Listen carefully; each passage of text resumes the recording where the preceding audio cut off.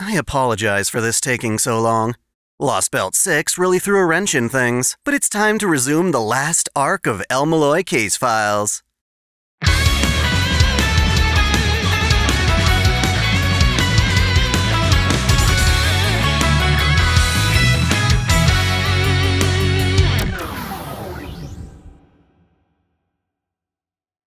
Welcome back to Otaku Daikun. Dai here. Like I said in the intro, we'll be continuing the final arc of El Malloy case files. There are only 2 volumes left, this one and the next, and things are really heating up for Waver and his friends. Once again, special thanks to AZ and Fearboss for bringing us this fan translation. In his pursuit of Dr. Heartless, Waver finds himself researching the spiritual tomb of Albion. It's a cavernous labyrinth beneath the clock tower where mystery still thrives. It's home to many still-living phantasmal species, as well as ancient artifacts that mages excavate for fame and profit. Since pretty much everyone wants a piece of this pie, excavations are managed by a group called the Secret Autopsy Division. They regulate who can enter and exit by issuing permits. Those caught sneaking past their authority are condemned to live as slaves in the first layer. Turns out, when Dr. Heartless was still a professor at the clock tower, he teamed up with 5 of his students to smuggle goods out of the tomb. Now those students are disappearing, and Waver suspects Heartless is hunting them for some reason.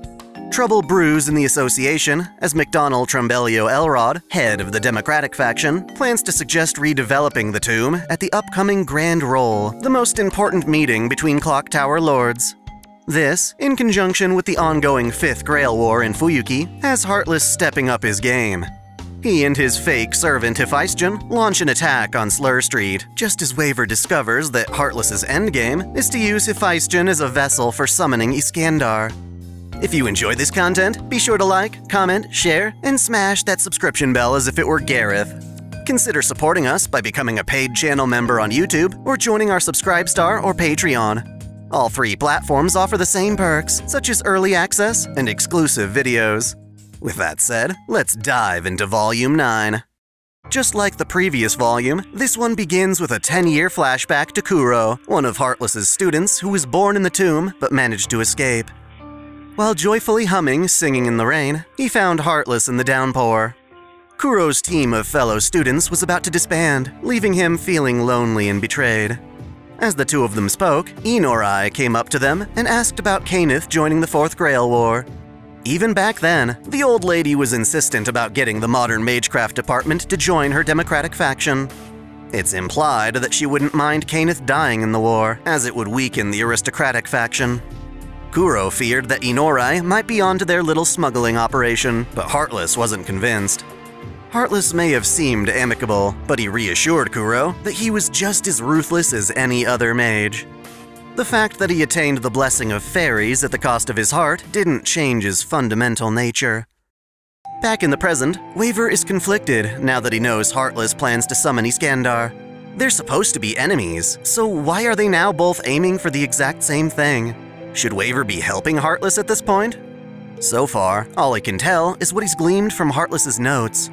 To pull off the summoning, Heartless is combining various types of spells, which is risky, as stronger spells tend not to be compatible with others. For instance, this formula makes use of magecraft from the Emiya family. If you look back at Fate Zero, we can see that Kiritsugu and his father Noritaka were on the run from the Association because they had a sealing designation placed on them. Their magecraft lets them alter time locally, apart from the rest of the world. Ideally, a mage could use this to effectively survive and endure till the end of time as a means of reaching the root. It had so much potential that the clock tower coveted this power for themselves. Since this alone could get a mage to the root, Waver wonders why it's just one component of many in this formula. Before Waver can figure it out, though, he receives telepathic communication about the attack on Slur Street. Rhiness, Flat, and Sfin are at Norwich when it gets struck by Hephaestion's noble phantasm. Rhiness and Flat aid victims, while she and Sfin track down the culprit. Luckily, the attack wasn't aimed directly at them, but rather an unused, sealed-off classroom the department abandoned when the El Malloys took over. At first glance, it appears to be a hit and run, giving Rhiness and Sfin time to explore the wreckage. Not only was this building totally leveled, but the floor had caved in, revealing an underground chasm. In the darkness below, they found the corpse of a massive insect, like a pill bug. It's a creature from the spiritual tomb, likely smuggled here in secret. Sensing Mana deeper in, Sven goes beast mode, and Rhinus rides him along the cavern.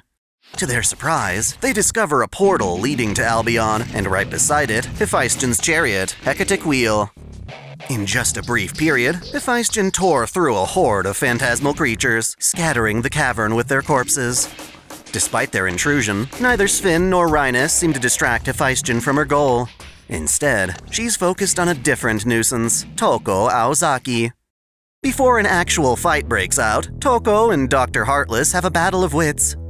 There's more to this portal than meets the eye, something more akin to the Wandering Sea or Bermuda Triangle, in that it comes and goes.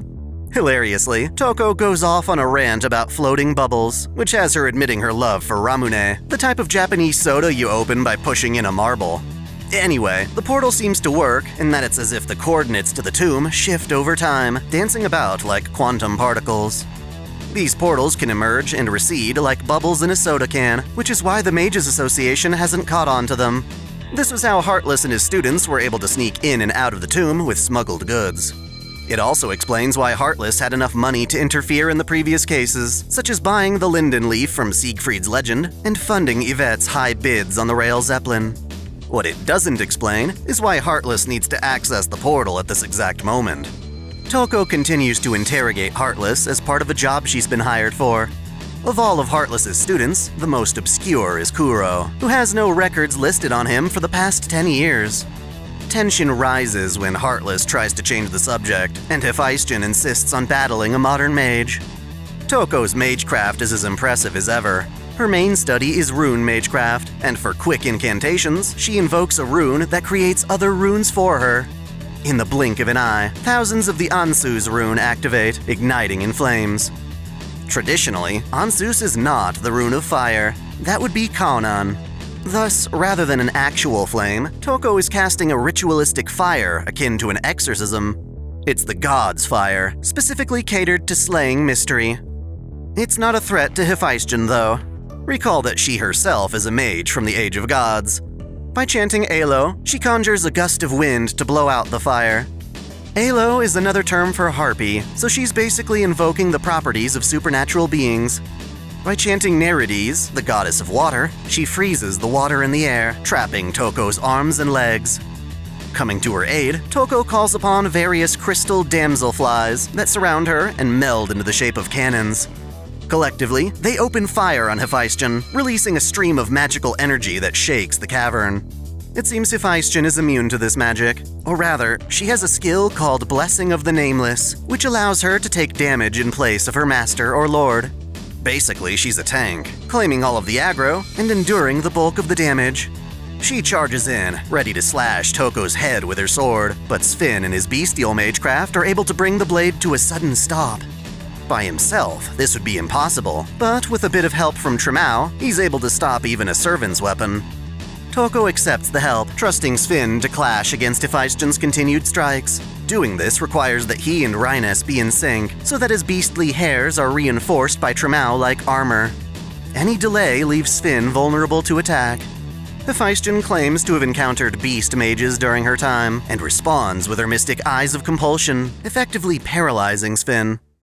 Luckily, Toko can counter this with her own mystic eyes.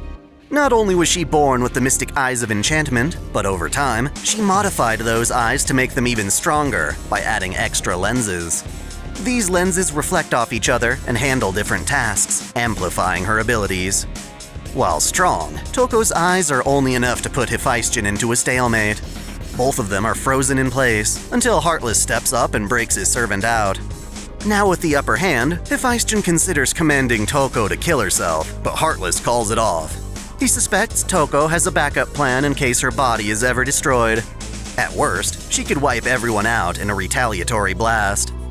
Instead, Hephaestion will just freeze her in ice. Unlike everyone else though, Tremau, being a blob of mercury, doesn't really have eyes, and is therefore immune to the effects of Hephaestion's compulsion. Tremau launches a surprise attack that, for just a moment, causes Hephaestion to blink. Freed from the eyes' control, Toko reactivates her familiars, which fire their beams at the ground to project a separate shadow familiar. This shadow lunges at Hephaestion and strikes her with its claws, causing an ancient coin to fall out of the chariot. Ultimately, their fight is interrupted when the portal begins to return to Albion. Heartless and his servant enter the portal, leaving the others outside to experience space distorting around them. Gray and Waver finally reach Slur Street to see it utterly ravaged. Flat, who has already evacuated the civilians, comes to inform Waver of what's happened. There were no casualties, thanks to Waver warning his substitute, Mr. Chardon, ahead of time. Still, just as Waver is determined to go to the old school building to rescue his little sister, Rhiness and Sven emerge from it safely. Gray is so relieved that she rushes in and tightly hugs Rhiness. It's aggressive enough to startle Rhiness and her defiant attitude. This entire time, Waver's been holding on to the pack of cigarettes Toko gave him during the incident at Iselma. Now, he can give them back as thanks for protecting the others. Since neither of them have access to any of the official entrances to Albion, they instead exchange information. When Waver confesses his conflicted feelings about Iskandar, Toko advises him to rethink the corpse they saw at the secret autopsy division. That is, Kalug's body. Heartless and Hephaestion emerge in Albion and proceed through the spiritual tomb, bypassing the mining city to head straight for the Great Magic Circuit. Their goal is the 175th floor. As mages and secret construction crews repair Slur Street, Waver hesitates in his office. Gray wants to visit Waver, but is afraid of being rejected. Nonetheless, he allows her in, which also gives Chardon the encouragement to enter and give Waver a letter from Atram Galiasta of all people. We already know that the dude's dead, and yet he sent a letter to Waver containing a CD. Waver loads the disc onto his computer to find a video file. Apparently, Atram recorded a message to send in the event of his death. That's uncharacteristically humble of him. In the video, he claims that he enjoyed fighting Waver in the past and wants to offer a gift as thanks, gesturing to the envelope. Waver inspects this envelope, but before he can reveal what's inside, Luvia bursts into the room uninvited and has her servant make them some tea. She's been away for a while, but now she's back to scope out the Norwich dormitory. This is around the time where she meets Reen while attempting to rent out the entire top floor. After discussing the upcoming Grand Roll, Luvia reveals that her family once participated in the Third Grail War and lost. That pair of Adelfelt sisters fought in the war, but only one of them returned alive. Because of that, Luvia finds it impressive that Waver was able to survive on his own, which is why she still wants him to be her private tutor. As advanced payment, she offers up a gem-encrusted box, and upon opening it, Waver is shocked by its contents. After Luvia exits, awaiting a favorable reply, Waver places the box and Atram's envelope beside each other. He's been given a special opportunity to oppose Heartless, but can't bring himself to do it. He recalls that the only reason he survived the Fourth Grail War was because Iskandar ordered him to live. Presumably, everything he's done since then has been a part of that promise to survive. Now that everyone expects him to rise to the occasion, he feels an obligation to stand up and fight Heartless, even though he's conflicted. When he argues himself into a corner, Gray gently slaps him. Embarrassed and clumsy, she tries to assure him that his fate isn't up to luck. The things he has now came from his own efforts, and going forward, she wants him to make his own decisions and be happy about it. Of course, we still don't know what the hell was in that box or the envelope, but Gray's words are enough to inspire Waver once more.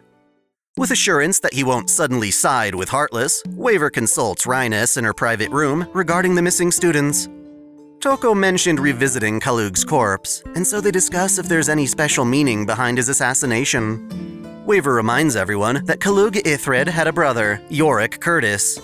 Apparently, these brothers look alike, but they have different last names because Yorick was adopted into another mage family. Because of this, Waver considers if the two brothers were working together to infiltrate the autopsy division. If the two could hide their relationship and use magecraft to make themselves look identical, they could swap places and nobody in the autopsy division would notice. If Heartless caught one of the two brothers, he would have learned how to bypass the autopsy division's security, which was how he was able to assassinate Kalug. If that's true, it's possible that the corpse belonged to Yorick, not Kalug. Either way, why would the brothers go through so much trouble to begin with?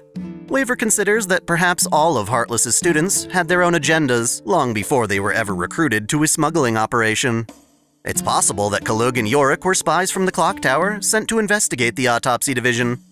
After all, this division has full authority of who gets to enter or leave the tomb, and they also regulate the goods obtained from within. Literally any faction in the clock tower would benefit from having insider information on them. It's not crazy to think that many of the people in the division itself, or just exploring the tomb, are actually spies. In that case, Heartless murdering and kidnapping his former students might be a way for him to put pressure on the groups who hired them as spies. Rhinus brings out the coin that fell from Hephaestion's chariot. Unsurprisingly, it's a coin of Iskandar that was made in ancient Greece. Beyond that, Waver's not sure of its meaning. In the meantime, he and Gray leave Slur Street, promising to return before the grand roll starts. In preparation for that, the story shifts over to Olga Marie Animesphere, who is still escorting the old man Ruflius. He decides to take Olga underground to a hidden storage room filled with rare books. It's guarded by a skeleton soldier that, with approval, leads the way inside. What a polite little skeleton! They're here to investigate the term ghostliner, and Ruflius seeks out a book handwritten by Makiri Zolgan. You know, the crotchety old shit from Heaven's Feel. This must have come from when he was still young. Before we can determine what the book contains, we find ourselves back with Gray and Waver. The reverse side of Atram's letter contained information on Heartless, including the doctor who once tended to him 30 years ago. The two of them go to visit this guy, Dr. Gurat, and Waver uses suggestion magecraft to pretend like they've been friends for ages. This allows him to grill the doctor for information. As the rumors around him suggested, Heartless indeed made contact with fairies in the past. Back then, Gurat found him heavily injured and nursed him back to health. Mysteriously, despite not having a heart anymore, Heartless still had a pulse. They determined that, effectively, Heartless was made into a changeling, or a human-fairy hybrid. After 3 weeks, Heartless left the doctor's care and made his way to the clock tower, where he was adopted by Mr. Norwich and placed in charge of modern magecraft. Norwich had a habit of adopting various mage children who showed potential. Hishiri Adashino was one of them, which is why she claimed she and Heartless were siblings. Pressed for more details, Gurat recalls that, back then, he had a strange illness where his vision would black out for moments at a time. With just a single touch, it seemed Heartless was able to cure Gurat permanently. According to this doctor, Heartless was a kind man who was struggling to find his purpose in life. Waver chooses to let Gurat linger on this impression, rather than reveal the awful things Heartless has gone on to do. Outside Gurat's hospital, Waver pulls out the gold coin of Iskandar. More so in ancient times, immortalizing powerful figures on currency was a way of showing faith. In that regard, money itself is a kind of magecraft. Gray asks why Heartless wanted to bring such a coin into Albion, prompting Waver to reiterate his earlier lecture on labyrinths. Originally, labyrinths weren't confusing mazes meant to trap people inside, but rather a winding path that served as a religious initiation of sorts. Through a lot of connections I couldn't possibly understand, Waver somehow speculates that Heartless isn't just trying to summon Iskandar, he's also trying to alter how magecraft works altogether. To elaborate, Waver questions what would happen if mages no longer need to seek the root. For example, back in the Age of Gods, mages didn't pursue the root because they were already close to it. They had access to mystery in greater abundance, whereas modern mages struggle for even a fraction of that power. In those cases, ancient mages could invoke complex spells by calling upon the gods. Waver suspects that Heartless might be trying to bring back this kind of efficiency by creating a new god for mages. Back in the day, people used to worship Iskandar as a descendant of Zeus, or even the reincarnation of the Egyptian god Ammon. That makes him a valid candidate to summon as a servant, and then ascend to godhood. One does not simply summon a god directly, but there are ways of making someone a god after they've been summoned. For example, Rongo Minyad. It's such a potent divine construct that anyone who could wield it without any limiters would eventually turn into a divine spirit over time. This was the whole premise of the Camelot Singularity in Fate Grand Order, in which Lancer Artoria became the goddess Rongo Minyad. That took a long time, however, and it's not like Heartless has a lot of time on his hands. He would need to invoke something like Emiya's magecraft to manipulate time in his favor. The Grand Roll is the only event where anyone has access to Albion's ancient heart. There, it swells with more mana than anywhere else on Earth, and certainly has enough energy to ascend Iskandar to the state of a god. Thus, at the heart of the labyrinth, with a coin representing people's profound faith, Heartless could bring about a miracle. Such an amazing feat would allow mages from all bloodlines to compete with the most prestigious families. In a way, this is something that Waver has always wanted, once again making him question his resolve. Back in London, McDonnell, Melvin, and Inorai dine at a fancy restaurant. They reveal that the upcoming Grand Roll will be taking place in the deepest part of Albion, the Ancient Heart.